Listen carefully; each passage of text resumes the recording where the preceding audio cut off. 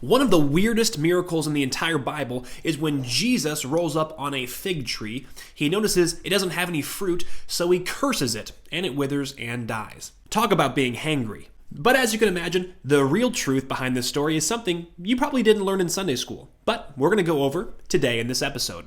Hi, and welcome back to Learn the Bible with Nathan, where we build a relationship with Jesus one chapter at a time. Today, we're going to be doing a deep dive in Mark chapter 11. There are some crazy happenings in this chapter, and without doing a deep dive, it'd be hard to understand what Jesus is actually doing here. He rides into Jerusalem on a donkey. He curses a fig tree, like we already talked about. He throws out money exchangers in the temple, and he also stumps the religious leaders for like the 50th time. So let's jump into today's episode, starting by reading the verses. As they approached Jerusalem and came to Bethpage and Bethany at the Mount of Olives, Jesus sent two of his disciples, saying to them, "Go to the village ahead of you, and just as you enter it, you will find a colt tied there, which no one has ever ridden. Untie it and bring it here. If anyone asks you, 'Why are you doing this?' say, 'The Lord needs it, and we'll send it back here shortly.'" They went out and found a colt outside the street, tied at a doorway. As they untied it, some people standing there asked, What are you doing untying that colt?" They answered as Jesus told them to, and the people let them go. When they brought the colt to Jesus and threw their cloaks over it, he sat on it. Many people spread their cloaks on the road, while others spread branches that they cut in the fields. Those who went ahead and those who followed shouted, "Hosanna! Blessed is he who comes in the name of the Lord. Blessed is the coming kingdom of our father David. Hosanna in the highest heaven." Jesus entered Jerusalem and went into the temple courts. He looked around at everything, but since it was already late, he went out to Bethany with the 12. Okay, so a couple things happening here. This is a famous scene where Jesus rides into Jerusalem on a donkey. Well, is it a donkey or is it a colt? I'm a little confused. Actually, this verse is used by atheists on occasion to try to disprove the accounts of the gospel writers. Some gospel writers say that Jesus rode into Jerusalem on a donkey, while other gospel writers say it was a colt. So what actually is it? The truth is that it is a colt of a donkey, simply meaning a young donkey. In, for example, Matthew, the account in Matthew, they call it a donkey. In the account in Luke and Mark being the one that we just read, they call it a colt. But John really brings it to fruition for us. He says that he is on a donkey's colt. This is simply a young donkey that Jesus is riding into Jerusalem on. Now, if you were in Sunday school, you may have learned that the reason why Jesus rode into Jerusalem on a donkey is simply to showcase to everybody that he's very, very humble. He doesn't need this big entourage. He doesn't need this big, powerful horse or this whatever riding into Jerusalem. He's taking the humble approach into the city. And there is some truth to that, but that doesn't paint the entire picture. It certainly doesn't tell the whole story. The reason why Jesus is riding into town on a donkey is because that carries symbolism in that day and age. When a king or a ruler would ride into town, particularly after a foreign conflict, if he rode into town on a horse, that symbolically meant that the king was prepared to go to war. But if he rode into town on a donkey, that symbolically showed that he was prepared for peacetime. Right? So there's this juxtaposition here where Jesus is riding into town, and by this time, everyone there recognizes that he is possibly the Messiah, right? So his identity is no longer hidden really in any way, and it hasn't been for several chapters. But he rides into Jerusalem on a donkey. Now the people there are shouting, "Blessed is he who comes in the name of the Lord. Blessed is the kingdom of our father David." Okay, it's key there, the one where it says, "Blessed is the kingdom of our father David." David was a king back in the Old Testament, and by far and away, David had the most successful kingship in the history of Israel. Almost every place that he attacked, he conquered. They grew in prosperity, they grew in wealth, they grew in territory. It was I guess you could call it the golden age of Israel is when David was king.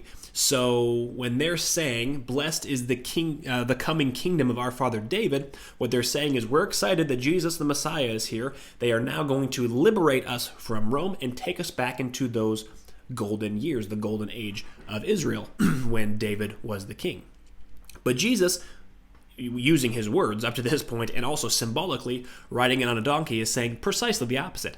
I have not come here to overthrow Rome. I have come here to bring a new kingdom, and this will be a kingdom of peace, not of war. Right? And so, and I've seen, videos, obviously not real videos, but rendering videos and picture books of this scene throughout my whole life. And the people in the crowd are always super, super happy to see Jesus. They're waving these palm branches. They're saying, Hosanna.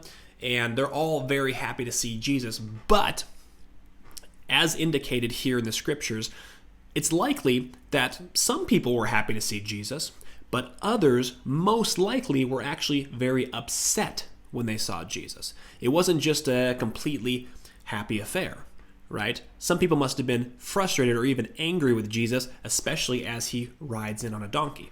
So instead of reading these scriptures as blessed is the coming kingdom of our father David, as being like a authentic, I want to bless you, Jesus, it could be read as I'm demanding that you take us back to the golden age of Israel.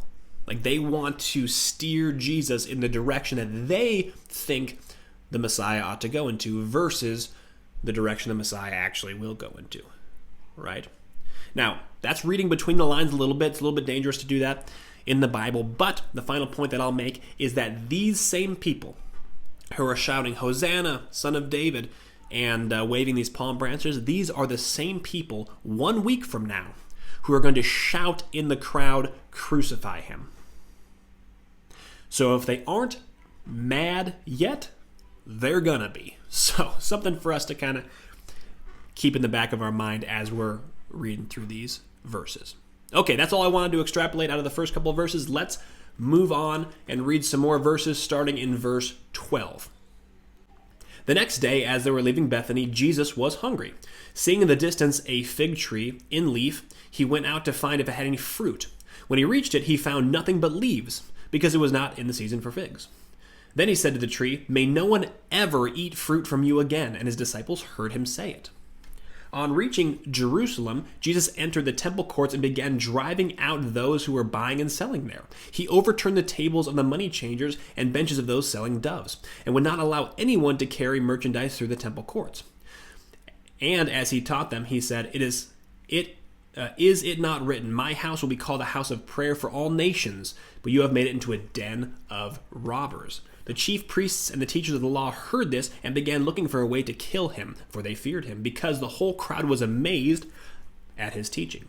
When evening came, Jesus and his disciples went out of the city. In the morning, as they went along, they saw the fig tree withered from the roots. Peter remembered and said to Jesus, "Rabbi, look, the fig tree you cursed has withered." "Have faith in God," Jesus answered. "Truly I tell you, if anyone says to this mountain, 'Go, throw yourself into the sea,' and does not doubt in their heart, but believes that what they say will happen, it will be done for them. Therefore I tell you, whatever you ask for in prayer, believe that you have received it, and it will be yours. And when you stand praying, if you hold anything against anyone, forgive them, so that your Father in heaven may forgive you your sins." Okay. Weird stories here, okay? These two stories, at least from a 10,000 foot view, maybe the weirdest stories of what Jesus did when he was here on the earth. We talked about him cursing a random tree because it didn't have fruit for him to eat. And then he goes into the temple where he throws out the money exchangers and throws out the people in the temple. Like, Jesus is hangry and Jesus is angry. Like, what's Jesus actually doing here? Seems a little bit crazy. Okay. But there's something deeper that's going on here. Now, there's a literary term that's used to describe these verses here in Mark. Now, when I tell you what the literary term is, you're not going to believe me. You're going to think that I just made it up. But the literary term is the Markan sandwich.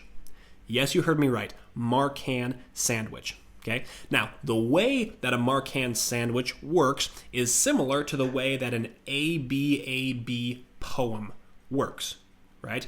An ABAB poem is like, this thing is blue, this thing is red, I said it would be true, I'd rather be dead. So I just made that up. Didn't make any sense. But you understand what I'm saying. Lines 1 and 3 rhyme, and lines 2 and 4 rhyme. So in a Marcan sandwich, the structure is kind of similar. The structure is that first there is a symbolic situation, and then there is a literal situation. And then there is the symbolic resolution, and then there is the real resolution. Except in a Marcan sandwich, they leave off the literal resolution at the end. That's why they call it a sandwich. So there's a symbolic situation, and then a real situation, and then a symbolic solution that sandwiches in the real situation.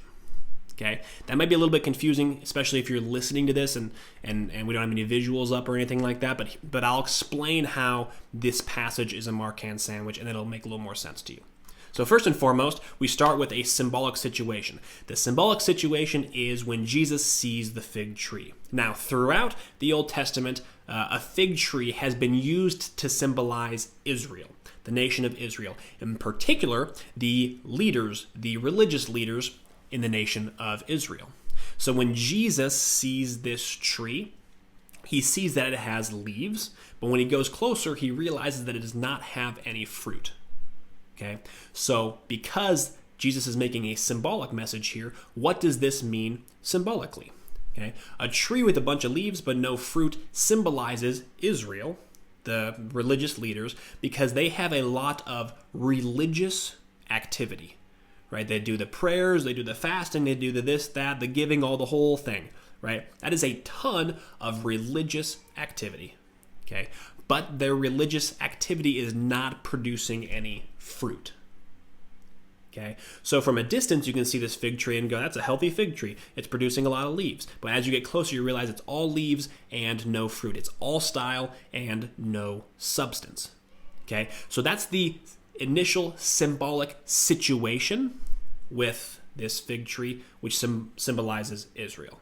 So that's the first thing. That's the A in the ABAB. Okay. Then next, he goes down to the temple where the money exchangers are. Now, this story, as I learned it growing up or whenever, always kind of confused me. Because it seems like Jesus is like full of mercy and full of grace and all this different stuff. And then randomly he goes on this anger rampage. But he can do that because he's Jesus. So what's the deal here? Okay, so what's actually happening in the temple during this time is actually pretty mind-blowing. It's something we probably didn't learn in Sunday school. And now I do go a little bit deeper on this one point when I cover this story in the episode in Matthew when this story appeared, but I'll kind of give you an overview here. So in the court that they're at in the temple is the court for the Gentiles, right? So remember the verse where Jesus said that the temple is supposed to be a house of worship for all nations, right? So there's a part of the temple where non-Jewish people, Gentiles, can go to exchange money for animals to sacrifice so that they can worship the Lord Yahweh in the temple, right? Now, the religious leaders, they do not want Gentiles worshiping God. They're very prejudiced in that way. It's actually literally racist, right?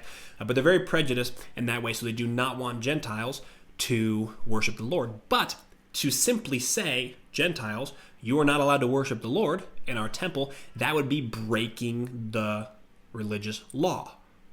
And remember, the religious leaders, they're all about the law, right? So they have a problem. They don't want Gentiles. They have an evil heart. They don't want Gentiles to worship the Lord, but they have to uphold this law. So what do? And here's what they did. In order for a Gentile to worship the Lord, they need to use money to buy sacrificial animals to make a sacrifice in the temple to serve the Lord. That's the Old Testament way of worshiping the Lord. So what the religious leaders did is the money exchangers, the Gentiles would have foreign money. They would have to exchange that money for the Hebrew money to be able to buy, like doves is what they used in the story. Okay, sacrificial doves. The money exchangers in that court, the exchange rate was so astronomically high, so unbelievably high. And then secondarily, when they sold doves there in that temple court, the cost of the doves was way, way higher than any doves that you would buy anywhere else. And the Gentiles were only allowed to exchange their money and buy the sacrificial animals in this one location. Okay, so with the exchange rate and the cost of the sacrificial animals, technically a Gentile could still go and worship Yahweh with a sacrifice, but the religious leaders have made it so unbelievably difficult for them to do that because of how costly it would be to actually do a sacrifice. So what the religious leaders have done is they have not broken the law, technically, because they have not told any Gentile, you cannot worship here, but they've made the path to worship for a Gentile so unbelievably difficult that, practically speaking, no Gentiles were worshiping because of how difficult it was. They were blocking them from Yahweh. Totally evil, totally malice in their hearts, but they were technically following the law. So when Jesus came, and it makes a little more sense now, when he comes and he throws over the money exchangers and he's saying, I have not made this a den of robbers. This is supposed to be a house of praise for all nations. He's specifically calling out the religious leaders saying, you are following the letter of the law, but you have evil in your heart, and I want all people to come to me, Jews and Gentiles alike. That's why Jesus goes in and throws out these tables. Okay? So, where are we at in the Markan sandwich? So we talked about the fig tree, a symbolic situation, okay? And then we talked about the temple courts. That is a real-life, literal situation where the religious leaders are literally ripping off Gentiles in the temple, okay? Now, the last part of the sandwich, the other bun of the sandwich, is when Jesus comes back to the fig tree, and the fig tree is all withered and destroyed, okay? So, A, B, A, B. What are we supposed to take away from this portion of Scripture? What was somebody who read this portion of Scripture the very first time, what should they take away from that? Well, they know that symbolically this tree had no fruit, and then symbolically the tree died. And then we saw literally that there was corruption in the temple, and then what are we supposed to assume is going to happen in the future in the temple?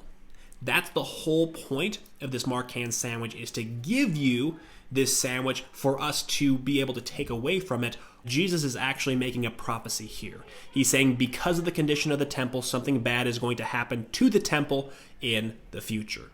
Okay. Now, us, removed by 2,000 years, know that in the year 70 AD, Rome came and completely destroyed the temple. Okay. So Jesus, make no mistake, in these stories with cursing the fig tree and throwing out the money changers, he is prophesying that the temple will be destroyed. He prophesies about the temple a couple of different times, but this for sure is a temple prophecy. Lots of layers there, symbolism there, literary stuff there. I hope you're able to follow that. If not, well, I'm sorry. Okay, moving on to the last couple of verses here, picking up in verse 27. They arrived again in Jerusalem, and while Jesus was walking in the temple courts, the chief priests and the teachers of the law and the elders came in. By what authority are you doing these things? They asked, and who gave you this authority? Jesus replied, I will ask you one question. Answer me, and I will tell you by what authority I am doing these things. John's baptism, was it from heaven or of human origin? Tell me. They discussed it amongst themselves and said, if we say from heaven, he will ask, then why didn't you believe him? But if we say of human origin, they feared the people, for everyone held that John was really a prophet. So they answered Jesus, we do not know. And Jesus said, neither will I tell you by what authority I am doing these things. Okay, a couple things to extrapolate from Jesus' back and forth with the religious leaders here. First of all, Jesus' answer is brilliant. Okay, it really truly is brilliant. And I think this instance here could have been maybe a temptation for Jesus in some way. I mean, I can't even imagine being confronted in the same way that Jesus is being confronted here. I mean, if we think about the story of Mark leading up to this point, these religious leaders have been following Jesus around all over the place, questioning him all the time, right? So these people would have seen Jesus heal the blind man, heal the deaf person, cast out demons, feed 4,000 people, feed 5,000 people. They would have seen miracle after miracle after miracle after miracle, all done in the name of Yahweh God. Okay? And now, once again, they're asking him, by what authority are you doing these things? They're questioning the authenticity of what Jesus is doing. A real life example I can think of is, let's say I or you or whatever was a UFC fighter, okay, and then we're training and then we go to the world championship fight to get the belt, right? And we go in there and we do the punching and the kicking and we crush it and we dominate and we knock the guy out, and then hoorah rah, we are the champion, okay? And then right when the fight gets over and they call me the champion, Joe Rogan comes out to interview me, and then Joe Rogan says, "Hey, I suspect that you're cheating. I suspect that you're taking steroids. I suspect that you're not doing this honestly." Okay? Could you imagine if Joe Rogan ever did that, how offensive that would be? That would be an outrage, right? But the Pharisees and the Sadducees and the religious leaders are doing exactly that to Jesus right here. He has been doing all of these miracles. Like, the actual answer that they should get is, look at everything I've done. It could have been tempting for Jesus to want to scorn back at the religious leaders to go, what else could I possibly do to make you believe? But he does not do that. He knows the heart of the religious leaders, and instead of answering their question, he asks them a question that really exposes the two-faced nature of the religious leaders. They always want to look good on the outside, but on the inside, they are wicked. Okay. Now, there's more that I can talk about in this exchange, but this exchange is actually setting up the parables of the tenants that is talked about in the next chapter of Mark. So I'm going to make you wait for the insights when we have the episode over Mark chapter 12. I think my biggest takeaway from this chapter was certainly that Mark hand sandwich. That was such a cool literary tool. I love it when I see a Jesus story or some sort of story in the Bible, and it just seems crazy. Just seems nuts to me. But then when you dig a little deeper and you do a little research and you go down a rabbit hole, the rabbit trail, whatever you want to call it, you realize, hey, there's a lot of layers to this, and what Jesus is actually doing is awesome and beautiful, even though at first glance it looks a little bit crazy. So I just love when things end up being that way, and it, it ends up being that way more often than not when it comes to the Bible. So I encourage you, when you come to a story in the Bible that just seems kind of crazy, spend the time. Don't dismiss it. Do a deep dive. Dive deep and figure out what the Lord's actually saying in that passage, and it'll probably blow you away. Thank you so much for watching this episode and making it to the end of the episode. I'm not sure what streaming software you're using to watch this or to listen to this. We have been making big headway on Apple Podcasts as well as on Spotify. So if you enjoy listening to the podcast, Apple Podcast is a great resource. If you enjoy watching the podcast, YouTube and Spotify are great resources as well. In the next chapter, we're going to be doing a deep dive, in the next video, we're going to be doing a deep dive into Mark chapter 12. I'm excited to go over that with you, but until then, Jesus loves you, and shalom, shalom.